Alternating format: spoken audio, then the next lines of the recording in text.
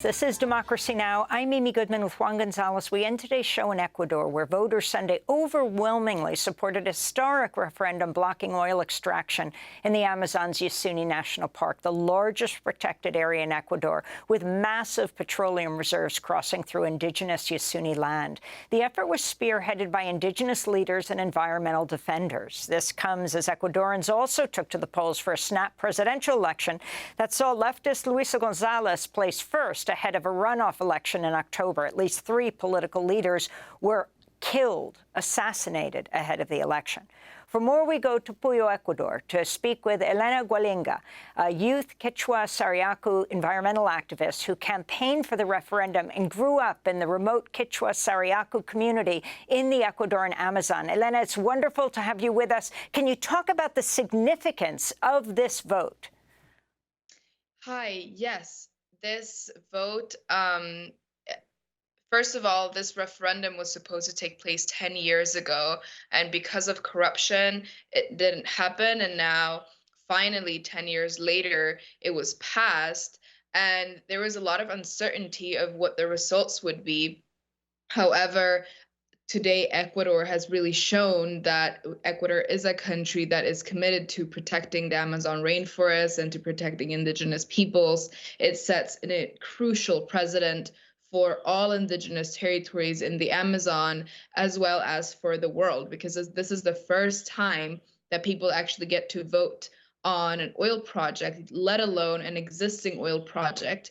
And now this oil project has to exit, even though they're still active in that territory. It's really, really important on a national level, but I think also for the world.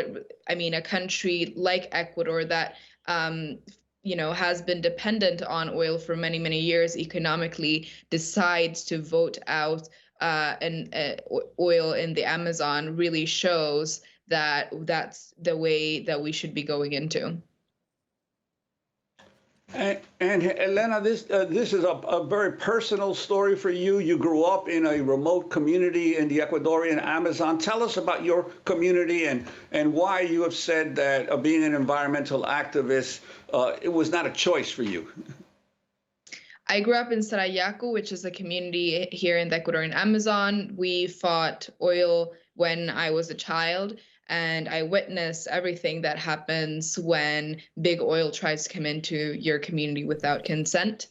And I mean, what was happening in Yasuni was happening when they wanted to start exploit oil there. It was happening around the same time as my community was able to kick out the oil company from our territory. So this was a really interesting time as well, where we actually grew up witnessing what was happening to Yasuni 10 years ago when they allowed oil exploitation, as well as we were able to protect our territories. And now 10 years later, we're able to protect this, the Yasuni territory as well, which, is incredibly remarkable in the way that it's been done, because it's through popular vote, and we have millions of people who have actually backed this up. So, I mean, yes, of course, this has been very emotional for everyone who has been involved, and especially for those who come from the Yasuni territory and have been fighting for this for over 10 years, trying to protect their lands.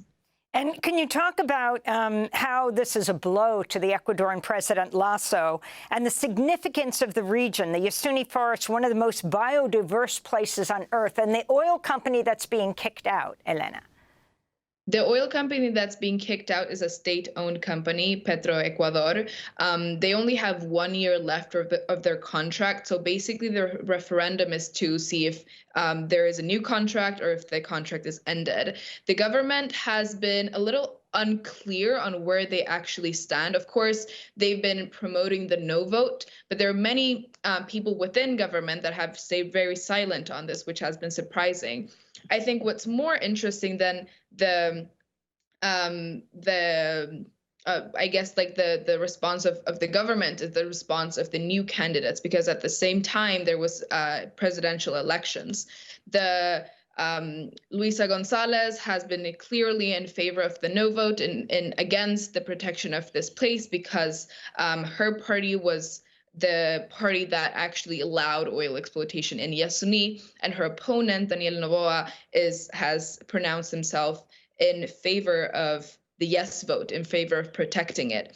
So it'll be really interesting also to see how they, in the second round of the elections, will defend the yes vote and the no vote, because now whichever one wins has to comply with what the Ecuadorian people voted, which is to protect this place and that and create a plan for the oil company's exit. I think that's much more interesting because the no vote has been, there's been a really, really hard campaign from Luisa Gonzalez's side and her party and her team.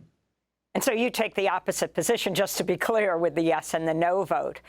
What parts are able to be exploited by petroleum company, Elena? Unfortunately, within the Yasuni National Park, there are, besides this, the one that's called Yasuni Tete, which was in question in this particular referendum, there are still 8 oil blocks that are active, and I guess next to them, there are 13, or outside of the national park, there are 13 oil blocks that are still being exploited. Yesterday, we got the news that Waurani youth that usually their school fees and university fees get paid by the oil company. Now they're not getting paid by the oil company or their school fees. We have 10 seconds. Their scholarships are not getting, they're not being covered by the oil companies anymore. Even though within the Waurani territory, there are still 10 oil blocks. So there was a lot of confusion on why the provinces where there are oil blocks actually were the only ones that voted against this, where they had a majority. Elena, we're going to leave it there, but we're going to continue after the post-show with an interview in Spanish. Elena Gualenga speaking to us from Ecuador. I'm Amy Goodman with Juan Gonzalez.